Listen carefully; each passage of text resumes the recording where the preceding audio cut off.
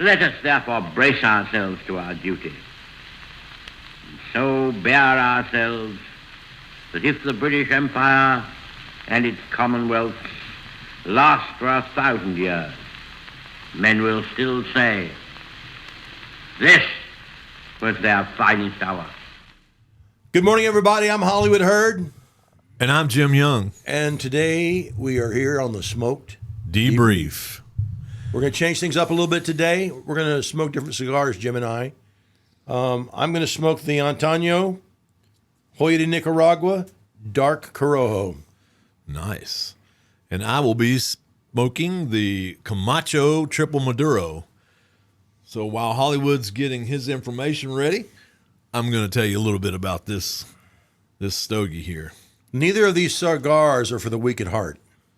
No, it looks like it. The Camacho Triple Maduro is the world's first all-Maduro cigar. It's a full-bodied smoke that boasts an explosion of dark, complex flavors. On the exterior, you'll find a Mexican San Andres Maduro wrapper. Do not correct me. That packs some heat while presenting hearty undertones. Hearty undertones. On the inside, we've got a rich blend of Mexican Corojo, Dominican, Honduran, and Brazilian tobaccos complete the epically dark Maduro forward experience that's brimming with notes of earth, spice, and last but not least, espresso in every puff. We shall see, Camacho. We shall see. So the Dark Corojo Antonio by Hoyo de Nicaragua that I'm going to smoke is the embodiment of the Nicaraguan power cigar. This dark, oily, seal brown capa serves as a foreshadowing for the extra full-bodied flavor of its complex and pungent blending of mature, locally cultivated leaves. On a scale of 1 to 5 for strength, this cigar is rated a 6. With each draw, this puro builds in strength to leave even the most discerning smoker satisfied and spent. It's an ultra-robust yet smooth smoke. This cigar is for the experienced connoisseur who not only appreciates but craves unadulterated boldness in the cigar. Novices need not light. I'm going to go ahead and pull this extra long wrapper off of here. So it sounds like to me we should have EMS standing by. I think just off the start, I'm going to be Chinese eyes before I finish this cigar. You're going to be what? Chinese eyes.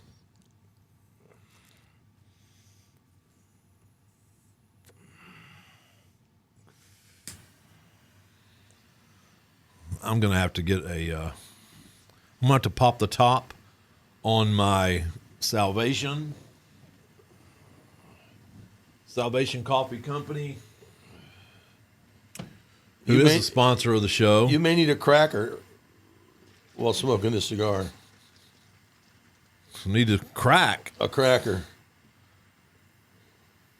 You can get these made fresh every day to order if you'd like, or we have some already pre-made in the refrigerator at Salvation Coffee Company, America's favorite coffee company. Take that, Black Rifle. Not veteran owned anymore. Is that right? Yeah, they're owned by an investment group now. Is that right? Yeah. Did you notice I decorated your cup? I did not notice. Oh, that's beautiful. Well done.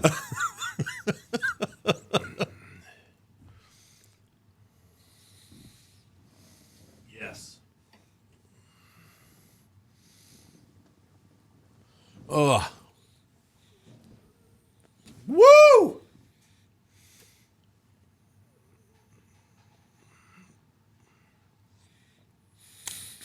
Did you get an explosion of power?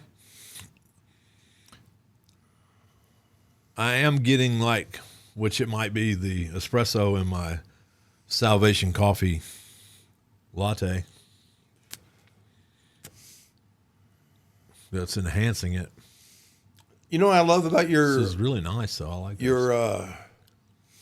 what would you call that device that has your coffee in it? The clear can?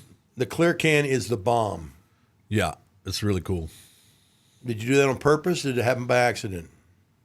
The clear cans? Yeah.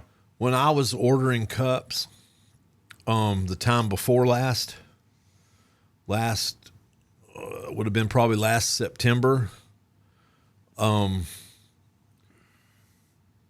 It was in the catalog. They always send me a new catalog of new products that they have, and they had those, and I was like, "That's pretty damn cool." And they send the seamer and everything, so you get the cans, and they come with the lids, and you have the seamer, and the seamer's really cool because you load the can up, you hit the button, and it goes up, the thing spins around, and then it drops back down.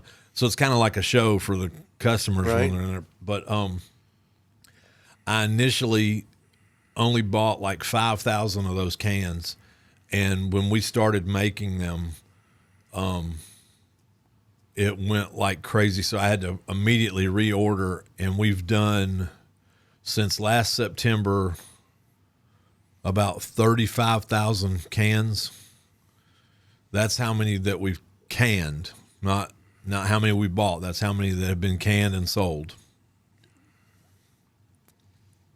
So that was a chance that we took, and it paid off because they're really cool. People like them, huh? Yeah, I think we're gonna the bakery's gonna use one to we have a different lid that the whole top pops off of it, and they're gonna put the snack mix in it. So we'll have, it's a little easier to keep up with and stuff. Stay fresher. That's cool. So I found out. Oh, happy birthday, Hollywood. Thank you, I know it's a buddy. little bit late. I'm the worst at remembering shit. It's all right, buddy. I'm sorry. How did you know? How did I know what? How'd you figure out it was my birthday? Because you texted me and said, "Motherfucker, you better wish me happy birthday. I'm going to cry." And then I realized, holy shit, he did say his birthday was on the 4th.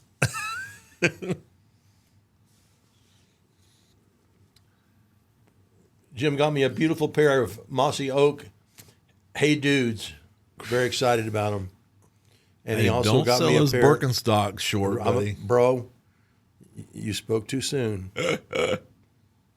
When I moved to California in '95, I swore I would never own a pair of Birkenstocks because to me that was the ultimate in hippiness. The ultimate in liberalness was wearing Birkenstocks. But see, that's where I would do it because you're not that way. So you're like the rebel. So don't let them claim those shoes. You're not going to wear them. And I was in the store getting them, and you're FaceTiming me, and I'm showing you the shoes. Those are gay. What do you think about these shoes? I don't think I said that they were gay. I don't think yes, you did. I don't think Yes, you so. did. And the gay guy behind the counter that was ringing me up was like, "Oh yeah, they're gay." You're so terrible. He went, "I'm wearing them, except they're not as big. I'd like to meet this guy." Size 15. You're such a jackass. You go into the shoe store and the young ladies, and you're like, "I need to see if you have a size 15." And they're like, "Oh, really? Let me see what we've got." I won't deny that has happened. Well, that's my story, and I'm sticking to it. How's your cigar? It's a strong one. It is, isn't it, It buddy? is. It's pretty good, though. That's the dilemma, right? Having a cigar be strong, but not overpowering, so you can't enjoy it. Yeah, it is good. I think Mexico, as far as tobacco and coffee, I think they're underappreciated because I use nothing but Mexican coffee in our cold brew, and Is that right? it's great. Yeah, which I don't want people to appreciate them because that just means it'll stay cheaper for me. Right. But they are. I mean, What is your best-selling coffee? Our number one, probably Speed Freak, which is a Ethiopian coffee. It's Ethiopian bean.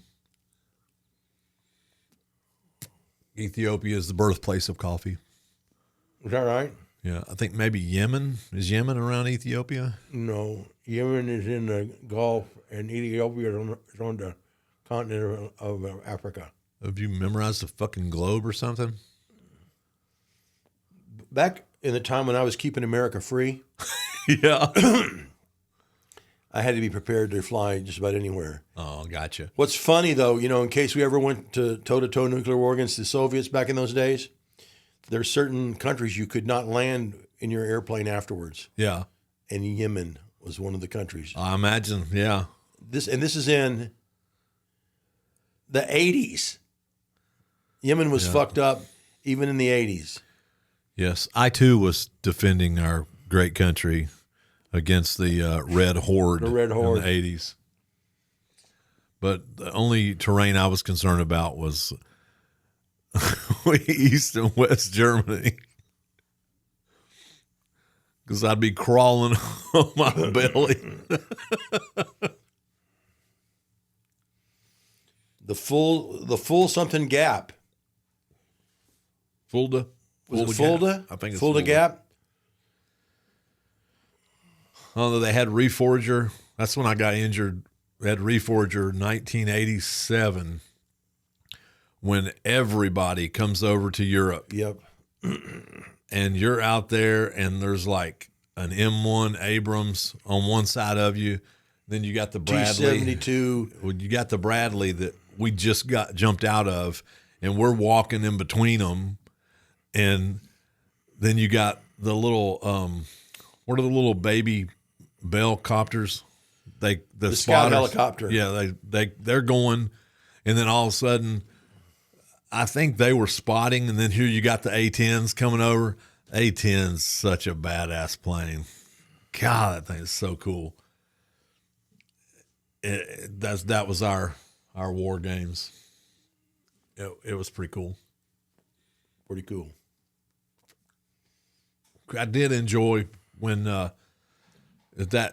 were had to pull we went on alert one time, and this was when I was the CO's driver, and it's like 3:30 in the morning, and we're driving through these little European towns, and you're going between buildings, and the Jeep just barely fits through, and that was some good times. Cause I had this little little small boom box, and we had wired it into the comms, so we've got our helmets on with little headphones, and you could hear it. We could play the music and still talk at the same time. And we're going through this town, and at that time, Bon Jovi "Slippery When Wet" was out, and that's what we were listening to. It was so fun.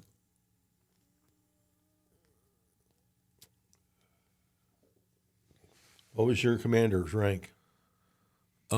Captain. Captain? Yeah. Had him, and I was his driver, and I almost lost him one day. We were going from Schweinfurt, from Ledward Barracks over to Con Barracks, and there was this one turn that you had to make, this sweeping turn to go to Con Barracks, and there were no doors on the Jeep. It was middle of summertime, and his safety strap wasn't there. It was on order. I had already done a PMCS on it, and it was on order. And he almost fell out when Really? I made the turn. He's like, "Where's the strap?" And I'm like, "It's on order, sir."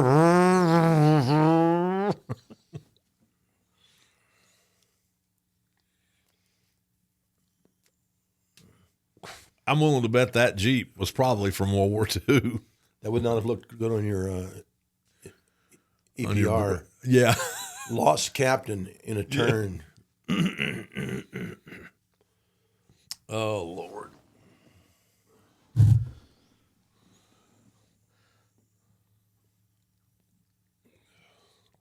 Sometimes I think there's like I have trouble remembering things, like not like I know I went to, when I was in school and stuff, but I don't remember like the entire time. It's just like little spurts. But I remember stuff by what songs were out. What do you think and caused that? What movies were out. Just getting older? I mean, when you're young, do you really give a shit about remembering stuff? Like, you don't think about, I'm going fishing with my dad, so you don't think I better remember this because he's not going to be around next year, right, or some shit like that. You don't think about that, right? And I remember a lot of stuff with my mom. Really? Yeah. And that's really cool.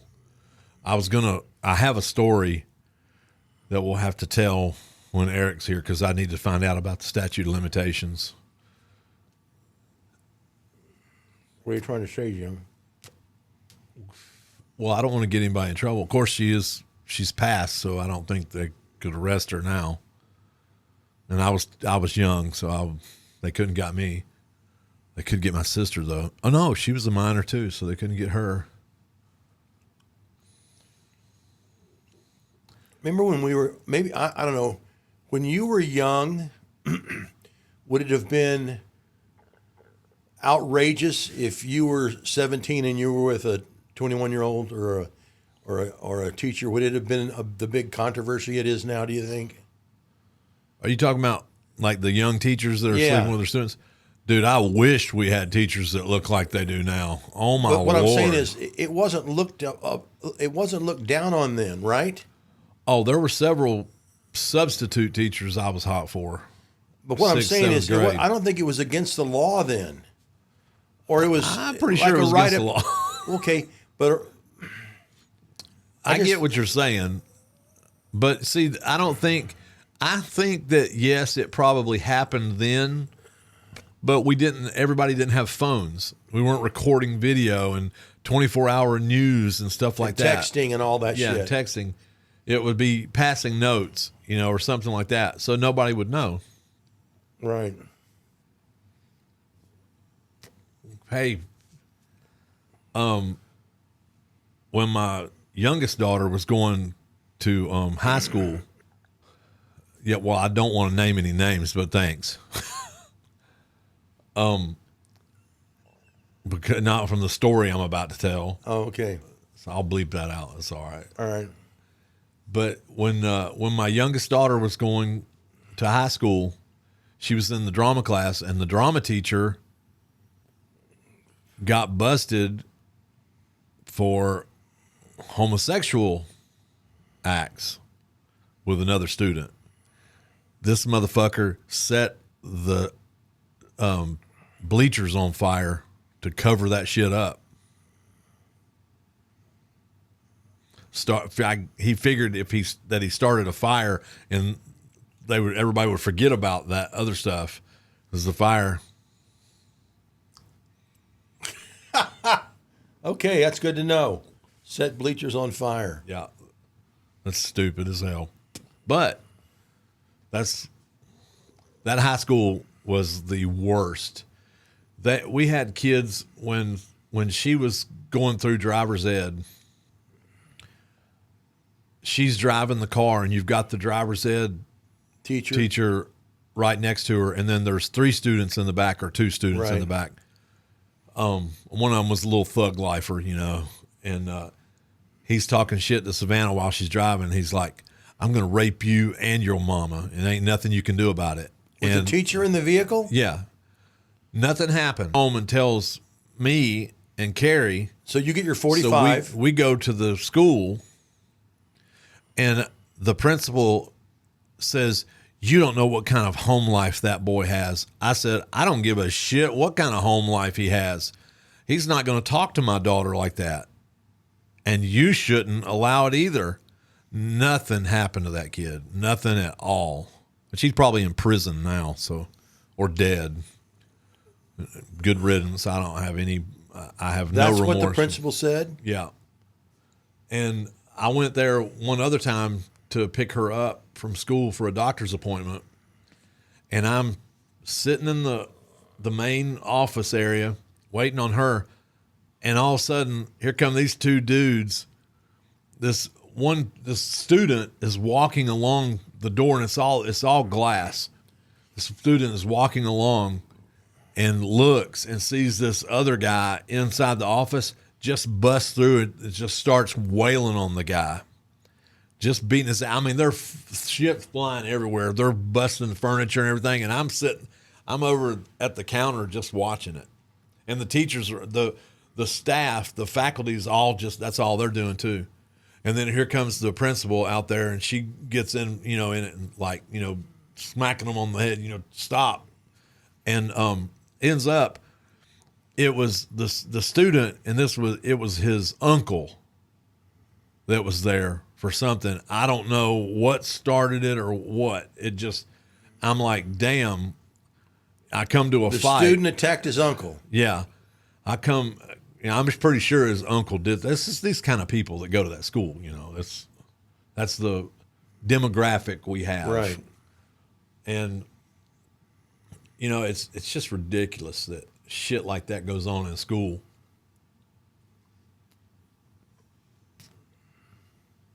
But I'm like, damn, I go to a fight and school broke out. Right. It's like just ridiculous.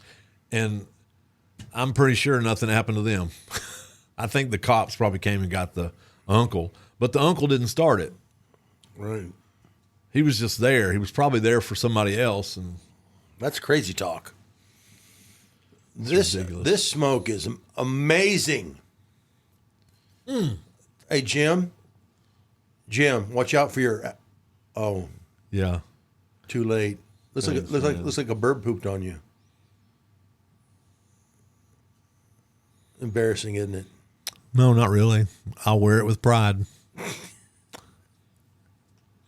You sounded like you were wearing it with pride. I will wear these ashes with pride. This is my Camacho. You are sick. My Camacho Triple Maduro. You haven't lived till you've had 3 Maduros. All in one cigar. Mm-hmm. How is it, really? I like it when the tip gets a little wet. Good guy. Good guy. Puff, puff, baby.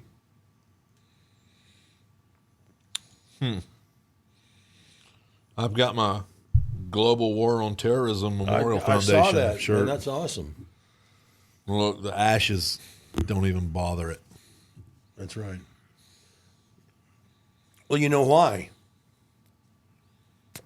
Because this is sewn. No. With the threads made from the hairs of warriors. No. You know who the head spokesperson for that organization is? No, who? The Rock. The Rock. Dwayne Johnson? No. The guy that if you hug him, it feels like you're hugging a rock. So he's a badass? Oh, dude. Seriously, he's probably 45, maybe 50. Yeah. If you were to bump into him, it would probably break something.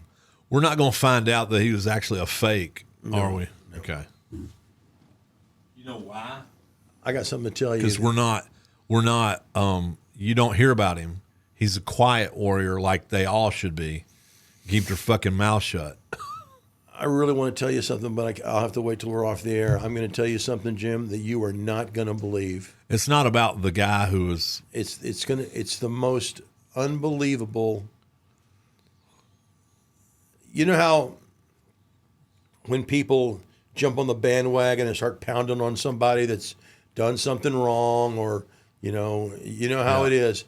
They act like they're perfect. Yeah. And this guy has done the most egregious, ridiculous thing on the planet. What he did was wrong. Hey, we get it. Let it go and let's move on.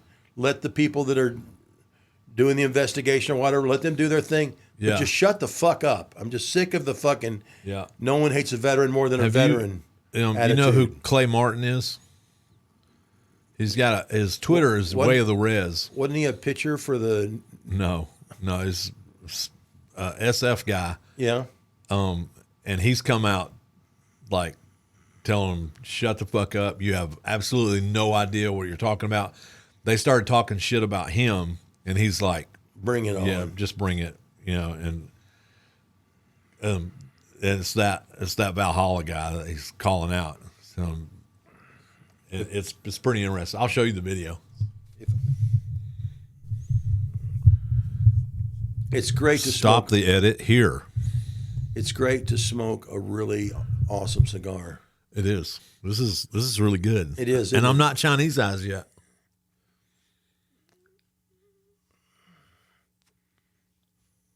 Eric, when you listen to his book on Audible, yeah, he does all the accents for whoever the character is that he's interacting with.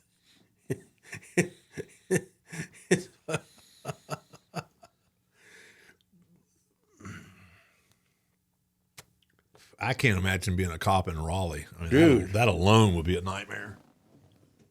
Not because of the crime. Well, yes, because of the crime, but because it's Raleigh. Yeah. Those people are weird. Yeah. Especially those in charge. Yes. You know, he patrolled SED, Southeast District. And the district officers were getting in trouble because 80% of the people they arrested were black. Yeah. 90% of the people in the Southeast District are black. And probably commit 100% of the crimes. But the point was they were mad because they were saying he was arresting too many black people. Those are the only people that live there. The odds are...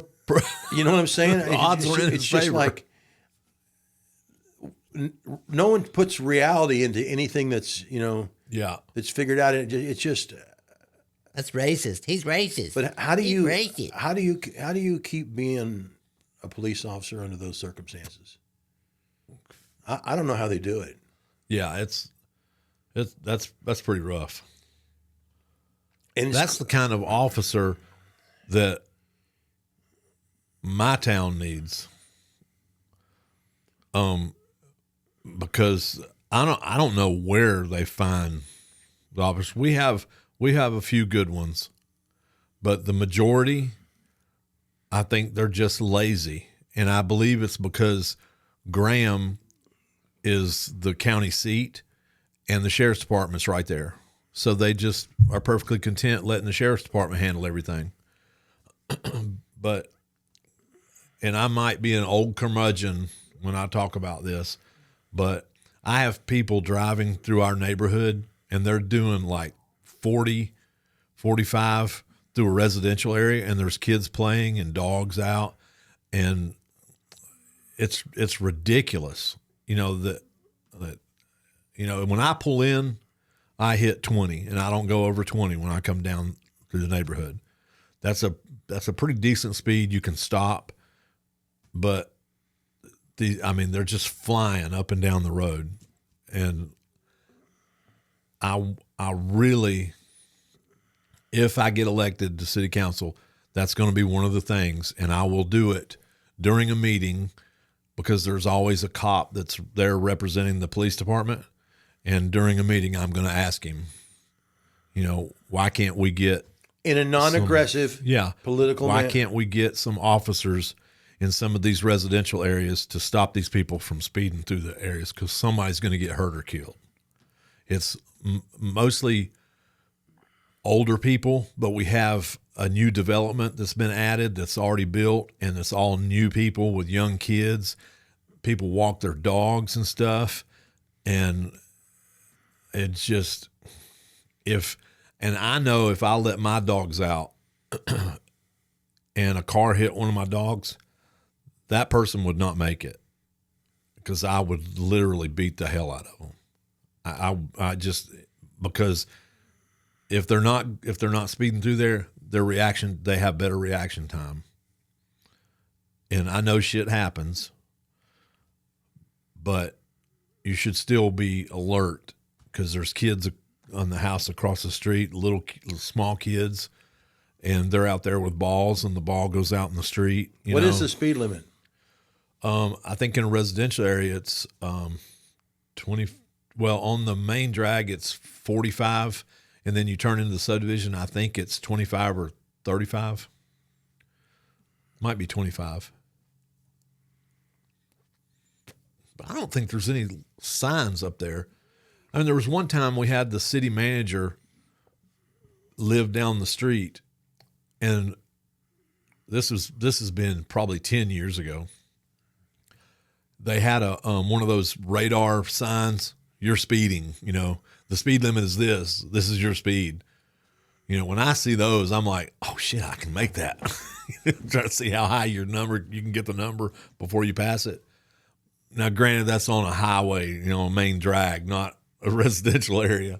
You are a lunatic. I do speed. I do speed, but I don't speed through a damn residential area. Well, I would certainly hope not, Jim.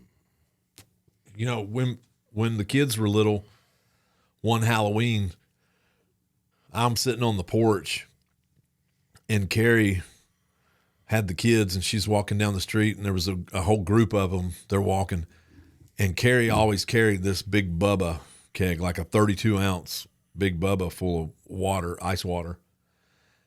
And this car comes flying up the street. And Carrie takes her damn Bubba keg and throws it at that car and just smacks it. The guy stops, and I'm like, oh, shit.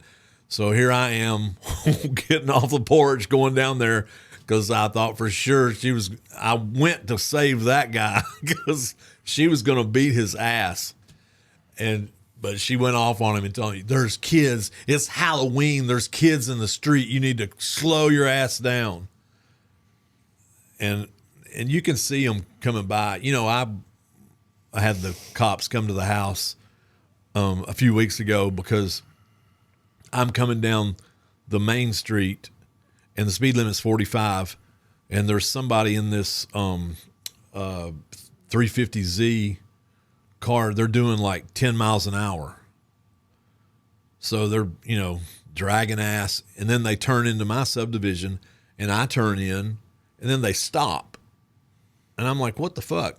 So I go around them. Then it's after I get around them, they get on my ass, speeding down through there. And I just stop in front of my house in the middle of the road, and I get out. And I'm like, what the fuck is your problem? And they roll the window down just a little bit. It's this black chick. I'm going to call the law on you. I said, okay, go ahead. Make sure you tell them how fucked up your driving is. And that was it. She went on by, pulled in. 20 minutes later, cops, I'm outside. I just got through letting the dogs out. Oh, she called the cops on you? She called the cops on me. Cops come over there, and I'm like, it's pouring down rain. And I'm like, I know why you're here. I said, come on up and get out of the rain. And he said, why am I here? I said, this crazy bitch in this 350Z. I didn't say crazy bitch. And he said, tell me what happened. And I told him exactly, I said she was going like 10 miles an hour. Then she pulls in, and I'm still behind her. She stops. I go around her, and then she gets on my ass. And I said, I stopped in front of my house, and I got out and asked her what her fucking problem was. And I said, that's it. And the cops, and I know what it was because it's a white guy, so they got to do something. A white guy and a black girl, they got to do some shit. And the cop said, well, she's worried about retaliation. And I said, what the fuck? Do I look 17 or something? What am I going to do? Go egg her house or toilet paper her house or something? I said, no. I said, she ought to be arrested for bedazzling the side view mirrors on that nice car. She does. They're bedazzled. And then the other cop that was down getting her side comes over there, and I tell him the same thing that I told the other cop. And they're like, well, we really don't have any criminal, any charges to bring on this. And I was like, no shit. What the fuck charges you going to bring? Bring them. Fuck. And I said, I don't know that lady. I have no ill will toward her at all. It was bullshit how she was driving, and then she turns around like it's my fault. And I said, I don't know where she lives. I know she lives here somewhere. But I said, the only reason I even recognize her car is because they're bedazzled side view mirrors, and she speeds up and down the street when she goes. I said, she flies down through here. I said, not just her, a lot of people. And I said, y'all don't do anything about that. And they left. That was it. Did you say, if you give me her address, I'll be happy to go and apologize?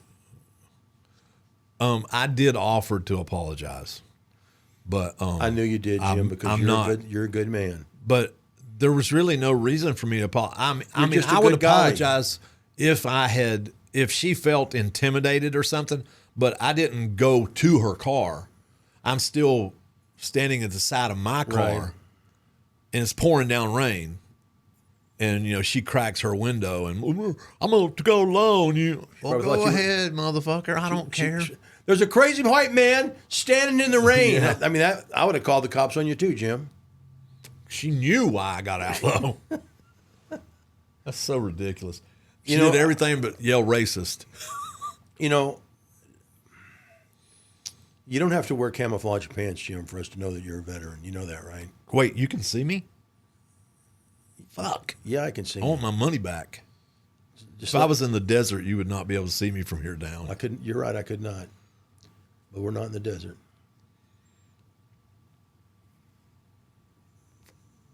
It's a good smoke. Good choice, buddy. I thought you'd like that. This is a great smoke. This is a Camacho Triple Maduro, and I'm going to give this one a 9. This is really good. It is a stout cigar, but props to the Mexican. But it's not Maduro. Overpowering. No, it's not. You get a really strong cigar sometimes, and you're like, it's good, but it's fucking killing me. Yeah, but it's not killing you, is it? No, and it's a smoker too. Yeah. Really good. If you want to smoke strong cigars, Hoyo de Nicaragua. They're all great cigars, and they're all in the medium to bold, which is what I'm smoking. Yeah. The Hoyo de Nicaragua is a cigar I always smoked at night on the set when we're outside. 2 a.m, and get a little sleepy, just fire that sucker up. And did you ever just get a no filtered Camel? Just I never smoked cigarettes, Jim. That's enough of that. I've never had a cigarette. Really? Never. I smoked in high school when I was a sophomore for about 2 weeks. It just didn't do anything for me. I tried chewing tobacco. I tried dip. It just made me sick. So I went to liquor. Went Went to my vodka and rum. Rum, it's the greatest thing on the planet. And Olympia beer. I loved Olympia beer. That's me and Jack Sparrow. That's a rum. Well, I think this is it for this episode. No, bro, we're only 38 minutes in because we got to take 7 minutes off for our bullshitting about what I don't want to talk about. That's all right. We can make it a short one. We got 3 minutes for Eric to get here. Yeah, but I want to finish. This is good. All right. Even if we just sit here and say nothing. Nobody wants to watch if we're not saying anything. I'm going to stand. Most people don't want to watch when we're saying things. I know.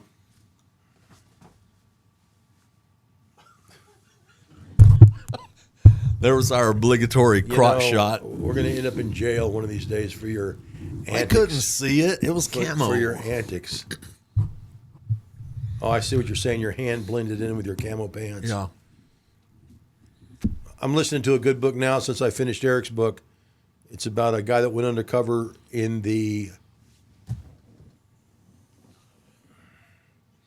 Mongols motorcycle gang. I think Charlie Sheen made a movie about that. Really? My This book is called Under and Alone, the true story of the undercover agent that infiltrated America's most violent outlaw motorcycle gang. one of my buddies, when I started building that bobber that I got, I was at my buddy's. Tim has a scrapyard, and we were walking through one day, and he had this Harley Sportster on a fork truck, had no front end on it or anything. And I was like, damn, Tim, does that thing run? And he goes over, grabs a battery, and they hook it up and hit the starter, and it started turning over. And I was like, what do you want for it? And I think I gave him like maybe $500-600 for it, whatever scrap price was, Yeah. And I took it home, took it back to the shop, and The audio shop. yeah, and started ordering parts. I put a Springer front end on it, a little bobber seat. I found this real nice bobber seat that's wrapped in Red Wing leather. It's got big Red Wing logo embossed into it. Oh, like Red Wing boots. Yeah, and Tim told me, he said you need to call my friend Spud, and because he's got a lot of parts, and he'll help you. And I was like, okay. So I met Spud. That was his nickname, and he was a former president of the Mongols. He's been seen some shit. Well, Spud, he worked for Duke Power when he was younger, and something happened, and he lost like a big chunk of his leg. It was an accident, a work accident. So he was living off of payments from Duke Power, but he had a pretty nice chunk of land out in Graham, and you go out there, and there was tractor trailers, like 8 or 9 tractor trailers full of nothing but Harley parts. And then he had one trailer that was all Indian stuff, original Indian shit from back in the day. Really? Not new Indian shit. And he had a machine shop and, a lathe and all this stuff. And I don't know, he just took a liking to me, and he said, you bring it on down here, and we'll get it put together. So I took it down to his place, and if we needed a part, he showed me how to work the lathe, and we'd mill some stuff out and get it going. And it finally got to where I had it assembled, and I took it back to my shop and to do all the rest of the stuff to it. And we got it. It fired up. I never forget when that thing fired. It fired up right off first time. I had it cranked to get the oil going through it, and then put the spark back on it, and it fired right up. That thing was a blast. Didn't have a front brake, but it was a blast. And I did a rally in Raleigh with it, and I think my buddy Garrett's got it. He was wanting to do. It needs some carburetor work, so Garrett was going to play around with it.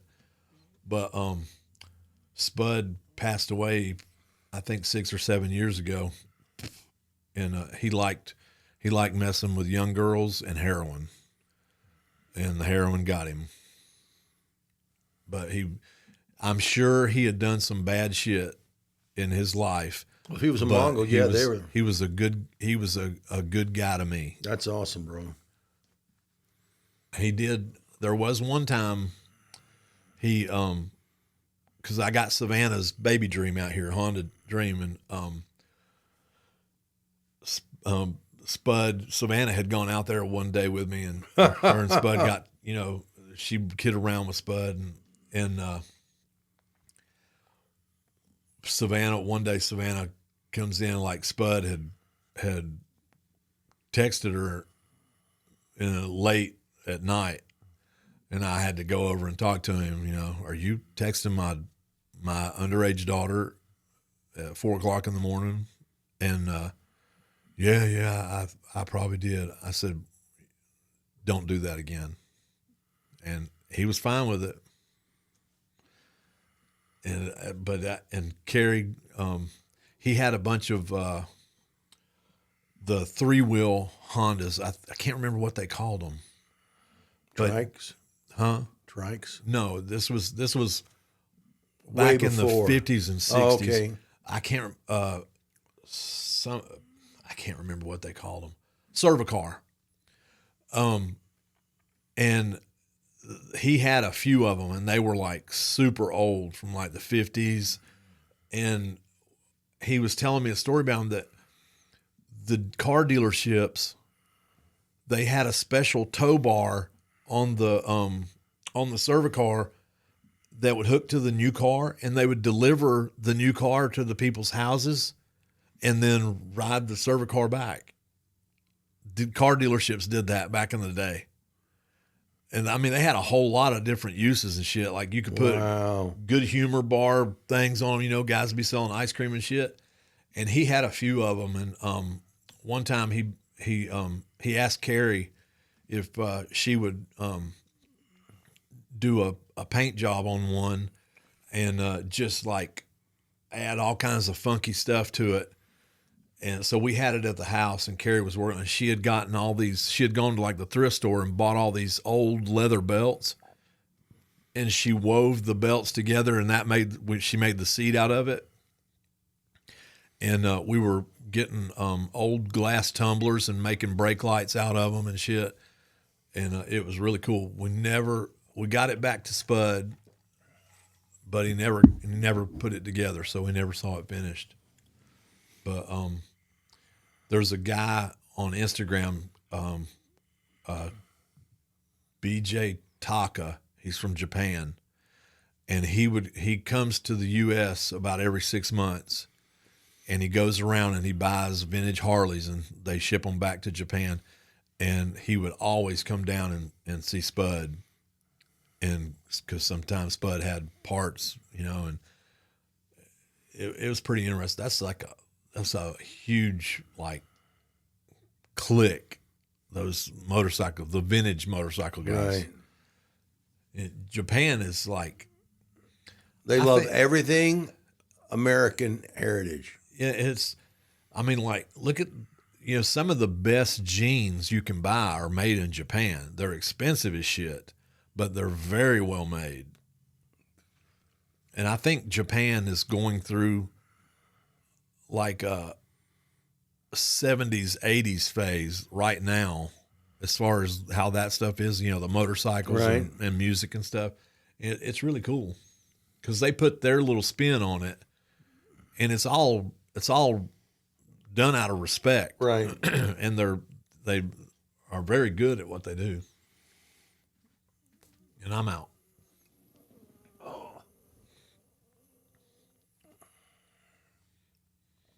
Well, this has been the Powerhouse episode. Yes, it has. You're feeling, aren't you, buddy? Faint, a little faint. I need to see a menu, see if I can read it. Thanks for joining us today, folks. This has been the Smoked Debrief with Jim in Hollywood. That's right.